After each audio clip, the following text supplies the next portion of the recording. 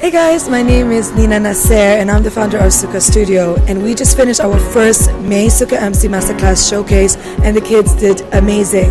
Now the thing about this masterclass is it's not to produce professional MCs, it's to produce confident children that when they use the skills, it's used when they've grown up. In everything that they do, at work, at home, with their schools, with friends, with teachers, everything. As you know, confidence is something very, very difficult to just enhance or to just build. So what we do is we nurture them and we make sure to tell them that they are okay as they are, and we try to just build that confidence through these trainings. So what we do is we put them out there, like today we, in collaboration with Unplug, we just put them out there here in public where they are forced to just speak, and they did wonderful, and we look forward to the next few months to train them and to just make them better communicators. Thanks.